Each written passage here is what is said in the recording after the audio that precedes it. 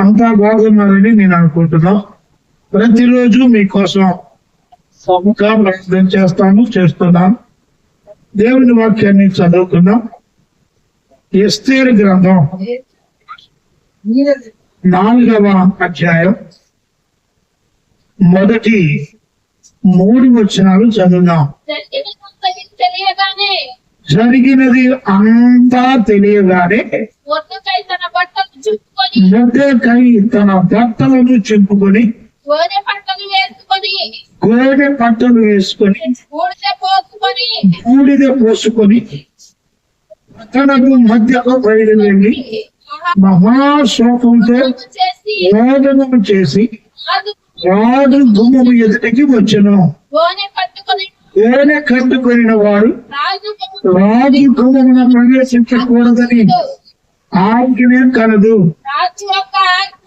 రాజు యొక్క ఆజ్ఞయు శాసనమును ఏ సంస్థానకు వచ్చామో అక్కడున్న యూదులు ఉపవాసము ఉండి మహా దుఃఖముతోను ఏడ్పులోను రోదనములను మునిగిన వారు అయిరి.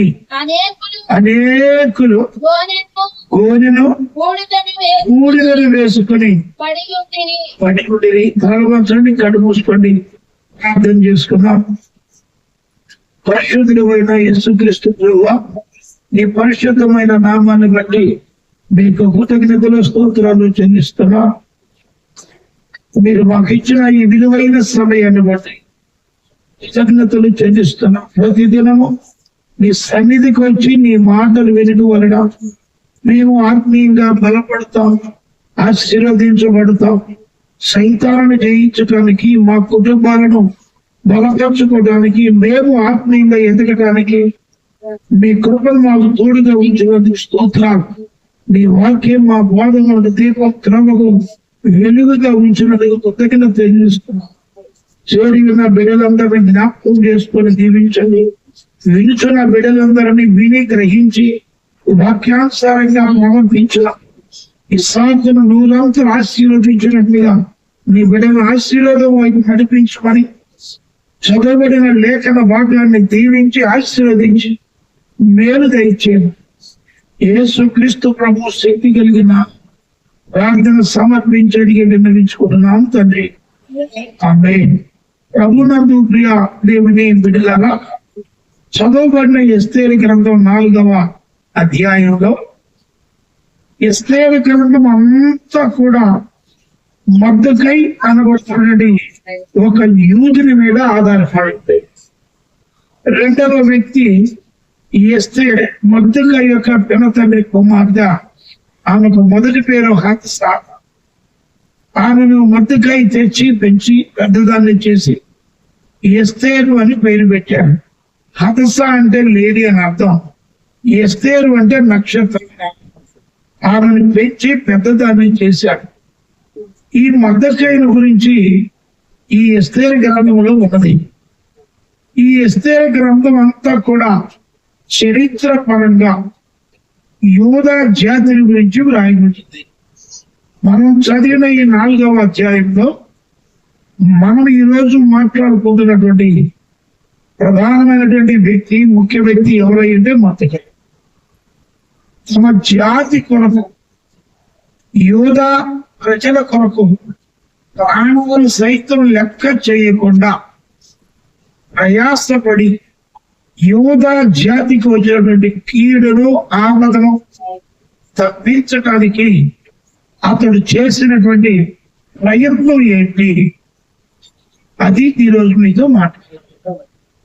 మొర్దెకై ఎవరో, మొర్దెకై తండ్రి ఎవరో, అలా తాత ఎవరో, ఈయన ఏ గోత్రానికి చెందినవాడు, అహస్వేరోషు రాజుకు వీళ్ళకి ఏమిటి సంబంధం, యూదా జాతికి వచ్చినటువంటి ఆపద ఏమిటి, తమ జాతికి వచ్చిన ఆపదను, మరణాన్ని ఈయన ఎలా తప్పించాడు, అలా తప్పించడానికి మొర్దెకై చేసిన ప్రయత్నం ఏంటి, మాదిరికరంగా ఎలా ఉన్నాడు, యూదా ప్రజలందరూ కూడా సంతోషంగా ఆనందంగా ఈనాడు పూరీపు పండుగలు జరుపుకుంటూ ప్రతి నెల 14, 15 తారీఖులు ప్రతి నెలలో ఈనాడు యూదుల ప్రపంచం అంతా మొర్దెకై గురించి, ఎస్తేరు గురించి పండుగ జరుపుకునేది అంత గొప్పవారిగా అవటానికి నమ్మకస్తుడిగా ఎదిగినటువంటి ఒక యూద తన ప్రజలకు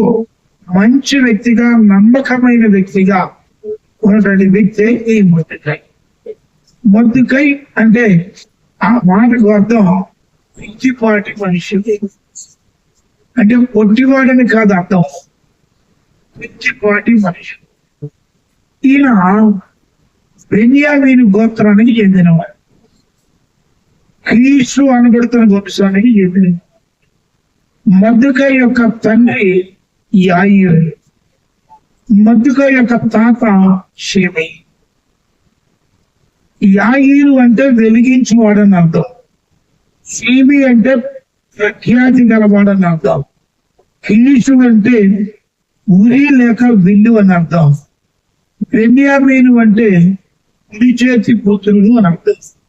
యాకోబుకు రాహేలుకు కుమారుడు పుట్టినప్పుడు రాహేలు బెన్యామీనుని కని చచ్చిపో, యాకోబేమో బెనోని అని పేరు పెట్టుకున్నాడు, రాహేలేమో బెన్యామీన్ అని పేరు.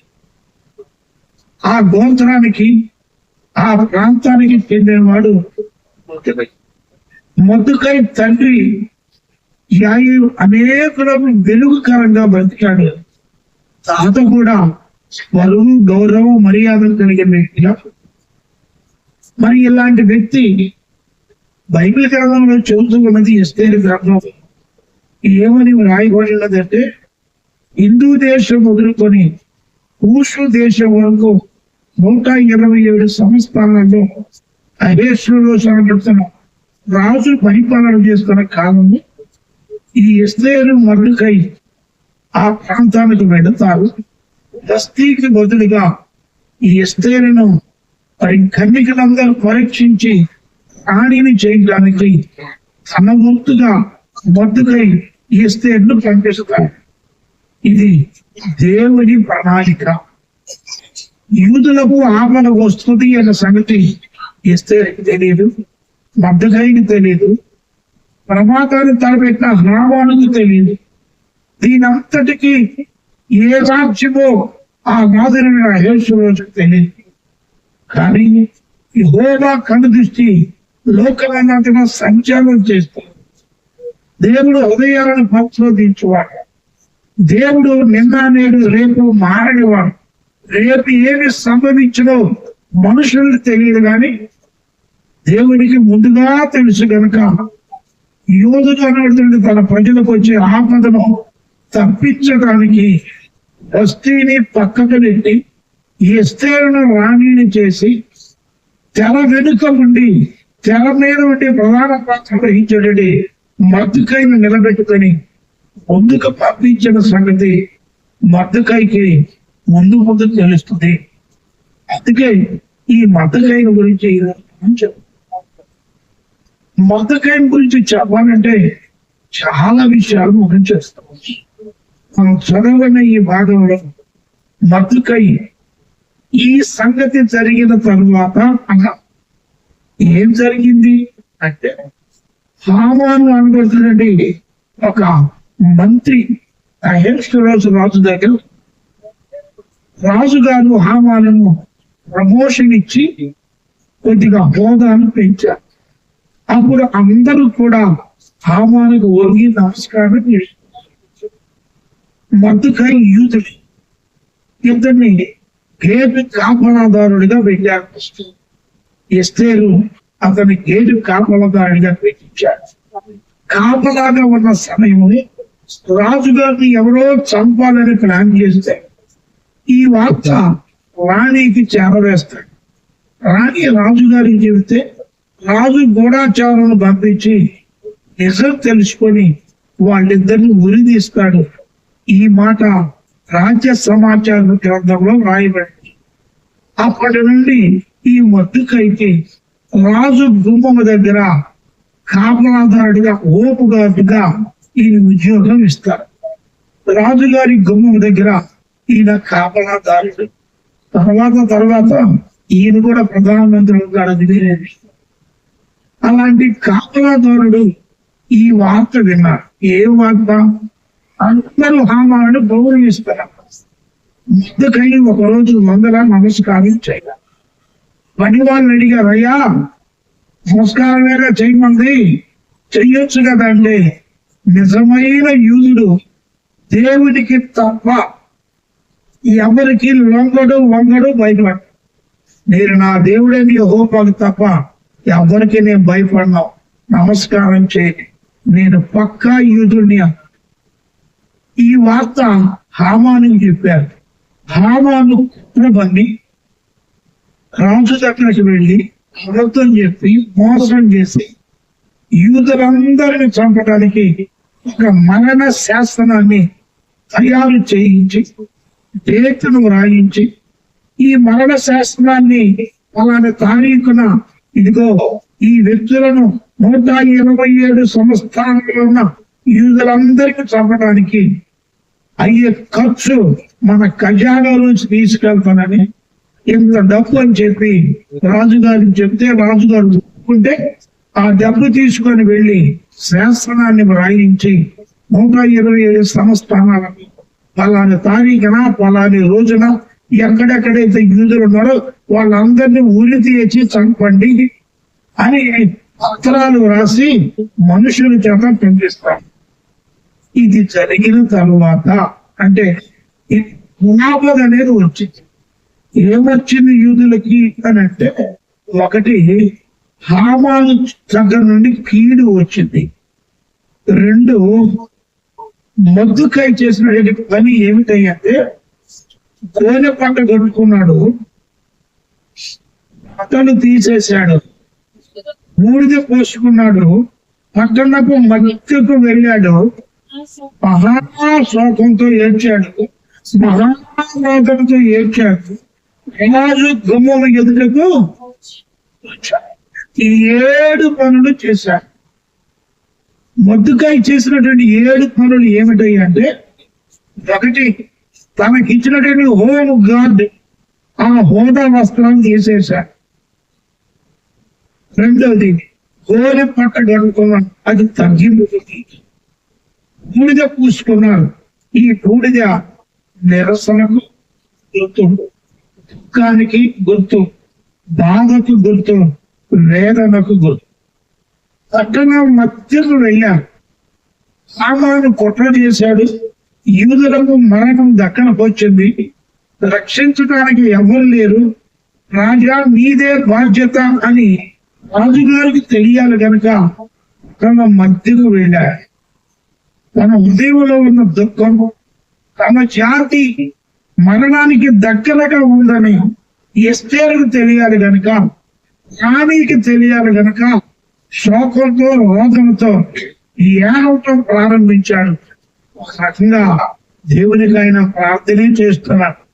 మొద్దకాయ ఒక్కడే కాదు, 127 సంస్థానంలో ఉన్న యూదులందరూ ఎస్తేరు తప్ప మిగిలిన వాళ్ళందరూ కూడా గోనె పట్టలు కట్టుకొని బూడిదలో కూర్చొని ఏడవటం ప్రారంభించారు. తమకు వచ్చినటువంటి ఆ యొక్క కష్టాన్ని, బాధ.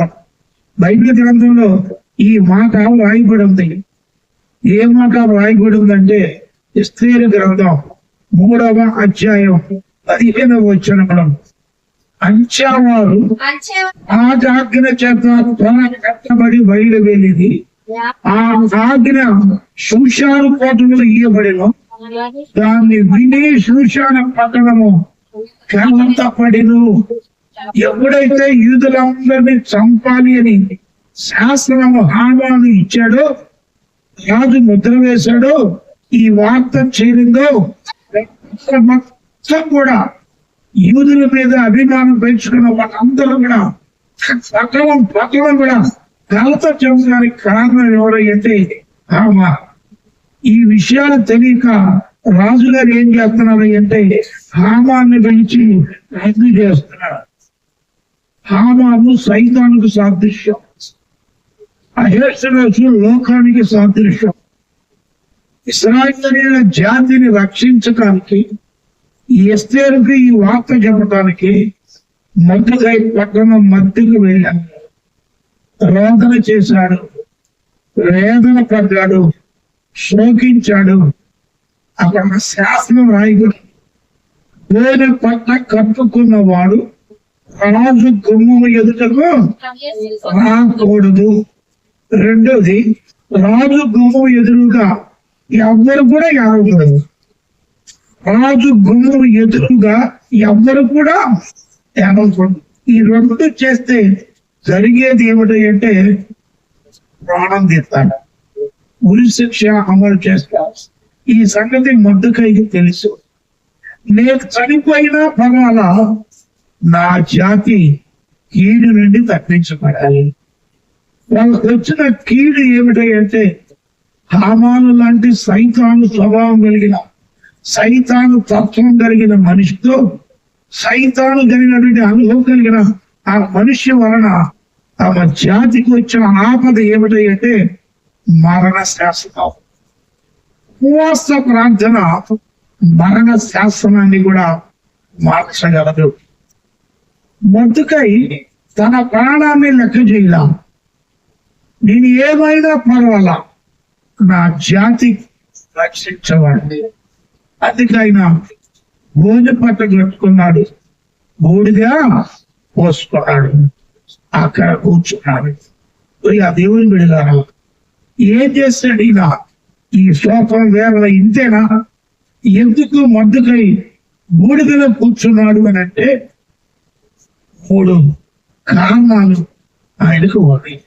తమ జాతిని రక్షించుకోవడానికి ప్రాణాన్ని కూడా లెక్క చేయకుండా మొర్దెకై చేసిన 3 ప్రయత్నాలే ఎస్తేరు గ్రంథంలో ప్రధానమైన పునాది.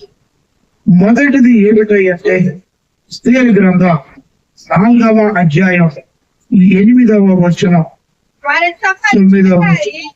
వారిని సంహరించుటకై షూషానులో ఇయ్యబడిన ఆజ్ఞ ప్రతిని ఎస్తేరుకు చూపి తెలపమనియు ఆమె తన జనుల విషయమై రాజును వేడుకొని అతని సముఖముందు విన్నపము చేయుటకై అతని యొక్క పోవలనని చెప్పుమని దాన్ని అతనికి ఎప్పుడైతే మొర్దెకై గోనె పట్ట కట్టుకొని వస్త్రాలు తీసేసి పూడిక పూసుకొని శోకంతో రోగంతో రాజు గుమ్మ మీద పక్కనంలో నడుచుకుంటూ ఏడుస్తున్నాడో ఈ వార్త ఎస్తేరుకి తెలిసింది. ఎస్తేరు ఏం చేసింది? మనుషులు పంపింది. ఎవరిని పంపినా మొర్దెకై మాట ఇంట్లో. అప్పుడు ఎస్తేరు దగ్గర నమ్మకస్తుడైనటువంటి హాతాకు అనేటువంటి ఒక యవనస్తుడు ఉన్నాడు. హాతాకు శత్రుడు అంటే నపుంసం, రాణి గారి సైనికులలో అతడు బహు నమ్మకస్తుడు, మధ్యవర్తి. ఎస్తేరు కదా మొర్దెకై చెప్పే మాటలు తీసుకొచ్చి ఎస్తేరుకి చెబుతాడు, ఎస్తేరు చెప్పే మాటలు తీసుకొచ్చి మొర్దెకైకి చెప్తాడు. నమ్మకస్తుడు, మాటల్లో తేడా ఉండదు. ఇక్కడ మాట అక్కడికి తీసుకెళ్తున్నాడు, అక్కడ మాట అక్కడ తీసుకొస్తున్నాడు, కానీ కలిపే మాటలు కావు. నమ్మకస్తుడు. మొర్దెకై దగ్గరికి పంపబడ్డాడు. మొర్దెకై అన్నాడు, హామాను చేసిన కుట్ర, తెలియకుండా రాజుగారు చేసిన సంతకం, తెలియకుండా రాజుగారు వేసిన ముద్ర, యూదులను చంపటానికి హామాను రాజుగారి ఖజానాలో నుంచి వెండి ఎంత చూసి ఇచ్చాడో, అది ఎవరికి కాంట్రాక్ట్ ఇచ్చాడో, ఎవరెవరిని పరామర్శించాడో, ఎవరికి దానికి ప్రయత్నం చేస్తున్నాడో, హామానుకు సహకరిస్తున్న వాళ్ళు ఎవరో, ఇదంతా మోసం ఇచ్చినట్లు చెప్పాడు. నోటితో చెప్పడమే కాదు కానీ పత్రం కూడా ఇచ్చాడు ఆయన. కాగితం కూడా రాసి ఈ కాగితం ఎస్తేరుకి ఇయ్యాము. ఈ హాతాను నమ్మకస్తుడు కనుక నమ్మకమైన రాయబారి, మంచి ఔషధం వంటివాడు. నమ్మకమైన రాయబారి ఎవరంట? మంచి ఔషధం వంటి. నమ్మకస్తుడు కనుక ఎస్తేరుకి తీసుకెళ్లి చెప్పాడు. అప్పుడు ఎస్తేరు మొర్దెకైతో మాట్లాడుతుంది. ఆ మొర్దెకై అన్నాడు, తన జనుల విషయమై రాజును వేడుకోవడానికి, తన జనుల విషయమై అంటే బతుకై ఎందుకు గోనెపట్ట కట్టుకున్నాడు, ఎందుకు బూడిదలో కూర్చున్నాడంటే మొదటి విషయం యూదులంటే మద్దకైకు ప్రేమ. మద్దకై ప్రేమ గలవాడు గనుక, తన జాతిని ప్రేమించాడు గనుక, తన వారిని ప్రేమించాడు గనుక నా జాతి మరణించబోతుంది.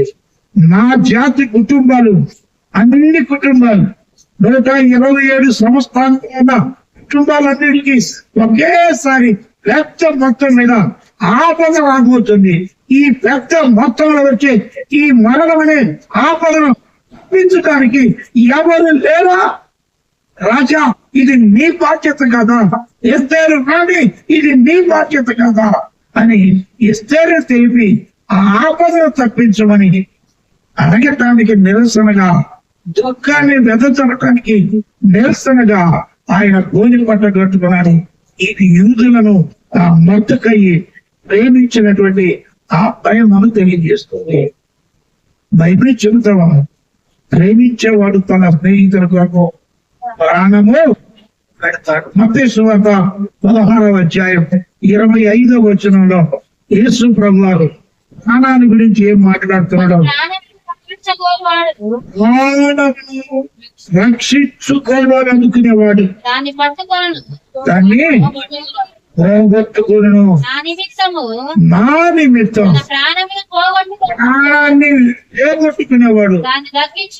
బైబిల్ చెబుతా ఉంది, ప్రాణాన్ని ప్రేమిస్తే ప్రాణాన్ని పోగొట్టుకుంటారు, ప్రాణాన్ని ప్రేమించకపోతే ప్రాణాన్ని కాపాడుకుంటాం. మొద్దుకై ప్రజలను ప్రేమించాడు, తనను ప్రేమించుకోవాలా, తన ప్రాణాన్ని ప్రేమించుకోవాలా. నేను ఏమైనా పర్వాలా, నా జాతి ఏమవ్వాలి, రక్షింపబడాలి. అది మొద్దుకైలో ఉన్నటువంటి దేవుని ప్రేమ. అందుకని మొద్దుకై గోనెపట్ట కట్టుకొని బూడిదలో కూర్చున్నాడు. రెండవది 17వ వచనం, 4వ అధ్యాయం 17వ వచనం. మొద్దుకై బయలుదేరి ఎస్తేరు తనకు ఆజ్ఞాపించిన అంతటి ప్రకారం అనగా బాధ్యతగా ఎంచుకున్నాడు. యూదులను రక్షించుట ఇది నా బాధ్యత, నా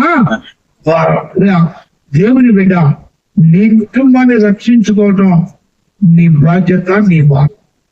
నీ ఒక్కదానివే రక్షింపబడితే సరిపోదు, నీ ఒక్కదానివే మారుపడిచిపోతే సరిపోదు, నువ్వు ఒక్కదానివే పరలోకానికి వెళ్తే సరిపోదు. నీ భర్తను రక్షించుకునే బాధ్యత లేదు.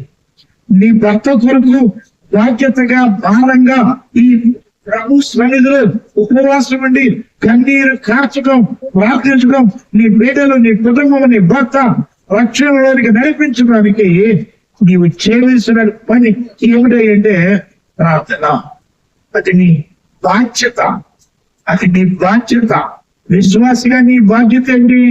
నీ భర్త రక్షణ కొరకు. విశ్వాసగా నీ బాధ్యత ఏంటి? నీ బిడ్డల రక్షణ కొరకు ప్రార్థించు. నరకం అనే మరణం నుండి దేవుణ్ణి తప్పించమని నీ బాధ్యతగా నీ బిడ్డల కోసం, నీ కుటుంబం కొరకు, నీ ఇరుగు పరివారం కోసం, నీ రక్త సంబంధికుల కొరకు నువ్వేం చేయాలా? ప్రార్థించావు. ఇదే మొద్దుకై ఎస్తేరుకి చెప్పాడు. ఎస్తేరు ఉంది, 30 రోజులైంది రాజుగారు నన్ను పిలిచి, వెళ్ళానుకో బంగారు దానం చూపబట్టి చచ్చిపోతాను.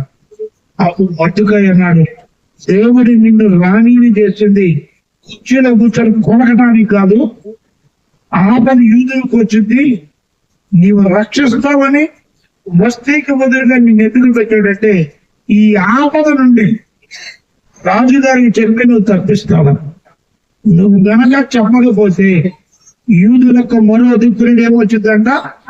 సహాయం. ఇది 3వ లక్షణం. ఏమిటంటే యూదులు రక్షింపబడటం దేవుని చిత్తం, దేవుని ప్రణాళిక. అందుకు మొద్దుకై గోనెపట్ట కట్టుకున్నాడు, అందుకు మొద్దుకై బూడిద పోసుకున్నాడు. ఎందుకు? ప్రేమించాడు గనక కీడు నుండి తమ జాతి వాళ్ళు, మరణం నుండి తమ జాతి వాళ్ళు తప్పించబడాలని. రెండవది యూదా యొక్క జాతి, యూదులు ఎంత గొప్పవారో, దేవుడు వారిని ఎంత గొప్పగా యూదా జాతిని ఎన్నుకున్నాడో లోకానికి తెలియదు. మూడోది, ఉపవాస ప్రార్థన యొక్క శక్తి ఎంత బలమైనదో నీవు నేను తెలుసుకోవడం. నాలుగోది, దేవుని మహిమ కొరకు ఆయన యూదులను ప్రేమించాడు. ఇది నా బాధ్యతగా ఎంచుకున్నాడు. 14వ వచనంలో ఒకసారి మనం చదివితే అక్కడ, నీవు ఈ సమయంలో ఏమి మాట్లాడక మౌనంగా ఉన్న యూదులకు సహాయము విడుదల. ఎస్తేరుతో మాట్లాడుతున్నాడు. నువ్వు మౌనంగా ఉంటే యూదులకు సహాయం ఎక్కడి నుంచి వచ్చిందంట? ఇది దేవుని చెప్తా. నువ్వు చేయకపోతే దేవుడు చేస్తాడు. రేపు రోజున నువ్వు యూదురాలు తెలిస్తే ముందు చనిపోయేది. కనుక బైబిల్ చెప్తా ఉన్నది, ఎస్తేరు నువ్వు సహాయం చేయకపోతే రేపు రాజుగారికి నువ్వు యూదురాలు గురించి తెలిస్తే ఆయన నేను చంపుతాడేమో. కనుక యూదా జాతిని రక్షించటానికి నీవే కంకణం కట్టుకోవాలని మాదిరిని చూపించినప్పుడు ఎస్తేరు అంటది, నేను వెళతాను, రాజుతో మాట్లాడతాను, నా కోసం 3 రోజులు ఉపవాసం ఉండి ప్రార్థన చేయమని. వాళ్ళందరూ ప్రార్థన చేస్తారు, ఉపవాస ప్రార్థన చేస్తారు. ప్రార్థన ఫలితం ఎంత గొప్పగా జరిగింది అంటే ఎస్తేరు గ్రంథం 10వ అధ్యాయం 20, 21, 22 వచ్చిన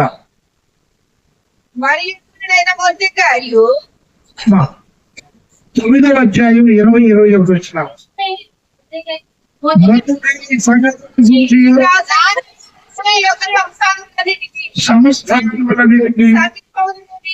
సమీపములనేవి దూరంగా నిలిచి ఉన్న యూదులందరికీ పత్రికను పంపి యూదుల భగవారి చేత బాధపడక,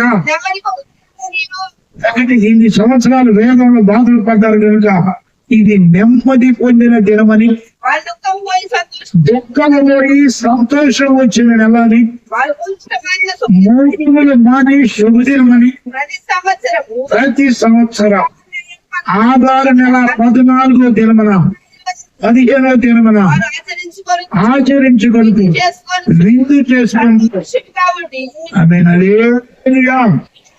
బైబిల్ చెబుతావు. మొర్దెకై, ఎస్తేరు ఇద్దరు కూడా రాజు దగ్గరికి వెళ్ళారు. మొత్తం చెప్పింది ఎస్తేరు. భోజనాన్ని గురించి చెప్పింది, హామాను పుట్టదని చెప్పింది. అన్ని చెప్పినాక మొర్దెకైని ఎస్తేరుని పిలిచి రాజు ముద్రకి ఇచ్చాడు. హామాను కుటుంబాన్ని, హామాను వంశాన్ని సర్వనాశనం చేయటానికి దేవుడు ప్రయత్నం చేశాడు. ఆ ఉపవాస ప్రార్థన ఫలితం ఏమిటంటే యూదులు రక్షించబడ్డారు. దేవుని బిడ్డలారా, అక్షరానుసారమైన యూదులు మొర్దెకై ద్వారా రక్షించబడ్డారు. తర్వాత మొర్దెకైని రాజుగారు ప్రధానమంత్రిని చేశాడు. రాజుగా ప్రధానమంత్రి చేసినాక యూదుడైన మొర్దెకై రాజైన అహష్వేరోషుకు ప్రధానమంత్రిగా ఉండి తన వారందరితో సమాధానంగా మాట్లాడుతూ జనుడి యొక్క క్షేమాన్ని విచారించేవాడు యూదులలో వాడయ్యాడు. గోనె పట్టగట్టుకొని ప్రభు సన్నిధికి వచ్చాడు కనుక తమ జాతిని ఆయన ఏం చేయగలిగాడు? రక్షించుకొనగలిగాడు. ఇదే విధంగా లోకాన్ని రక్షించడానికి లోక రక్షకుడైన యేసయ్య శిలువ మరణాన్ని పొందాడు. ఎబ్రీ పత్రికలో 5వ అధ్యాయం 7వ వచనంలో యేసు ప్రభు వారు చేసిన కార్యం, మొర్దెకై చేసిన కార్యం 2 ప్రమాణం. యేసు ప్రభు శరీరధారిగా ఉన్న దినాల్లో మహారోధంతో కన్నీళ్లతో కారణాలను రక్షింపగలవానికి ప్రార్థన యాచనను సమర్పించి ఆమె యేసు ప్రభు వారు కూడా లోకాన్ని రక్షించడానికి గెత్సేమనే తోటలో ఆయన వేదన, శోకం, కన్నీరు గాచి ఉపవాసాల నుండి శిలువ మరణాన్ని పొంది 3వ దినాన సమాధిలో నుండి లేచి లోకాన్ని ఏం చేశాడు? రక్షించాడు. మద్దుకై తమ జాతిని రక్షించుకోగలిగితే యేసయ్య లోకాన్ని రక్షించి లోక రక్షకుడు అయ్యాడు. ఇది మద్దుకై ద్వారా దేవుడు నీకు నాకు నేర్పుతున్నాడు. మద్దుకై ఊళ్ళ పూసుకోవటం, ఊళ్ళ బట్టి కట్టుకోవడం తమ జాతీయ రక్షణ కొరకు ఆయన ఆహ్వానం చేశాడు. నీ కుటుంబ రక్షణ కొరకు నువ్వేం చేస్తావు? నోవాహు తన కుటుంబ రక్షణ కొరకు ఓడను సిద్ధం చేశాడు. యోసేపు తన కుటుంబ రక్షణ కొరకు 7 శ్రమలను అనుభవించాడు. ఇనప సంఖ్యలను కూడా భరించాడు. యేసయ్య లోక రక్షణ కొరకు తిరస్కరించబడ్డాడు, నిందించబడ్డాడు, చంపబడి సమాధులను తిరిగి లేచాడు. మరి నీవు నీ కుటుంబ రక్షణ కొరకు, నీ బిడ్డల రక్షణ కొరకు నువ్వేం చేయగలుగుతావు?